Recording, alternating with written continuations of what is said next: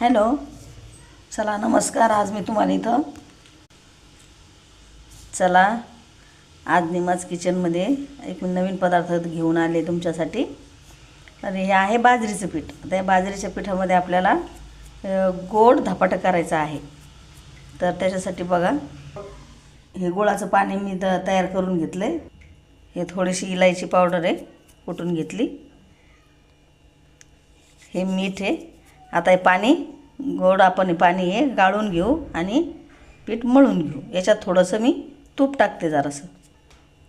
हे तूप टाकून आता गुळाचं पाणी चाळून गाळून घेऊ आणि मळून घेऊ.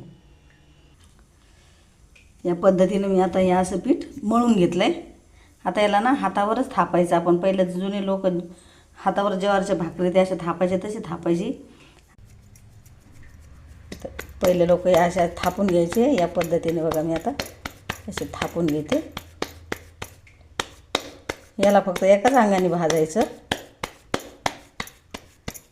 वरून थोडंसं तूप लावायचं.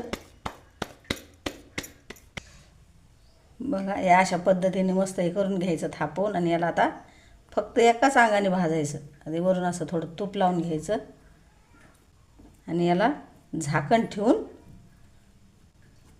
असंच शिजून द्यायचं.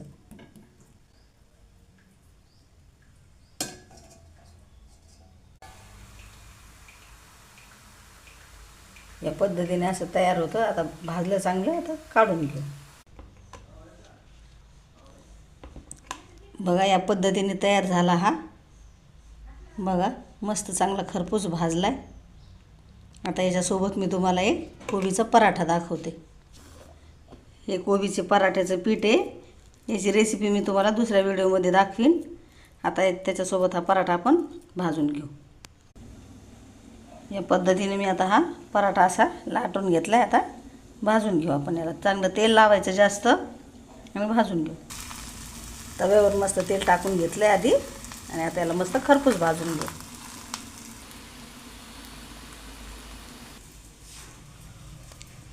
बघा, हे गोड धपाटं, हे कोबीचं धपाटं. कोबीच्या धपाट्यासोबत खायला थोडंसं दही, तुम्ही केचपसोबतसुद्धा खाऊ शकता. आणि तुम्ही काय करा, हे बाजरीचं पीठ माझ्याकडे थोडंसं जुनं झालं होतं. तुम्ही ताजं पीठ आणलं ना, त्याचं करून बघा. म्हणजे असे तुकडे होणार नाही. माझ्याकडून त्याचे असे लगेच तुकडे पडायला लागले. बघा तुम्ही पण,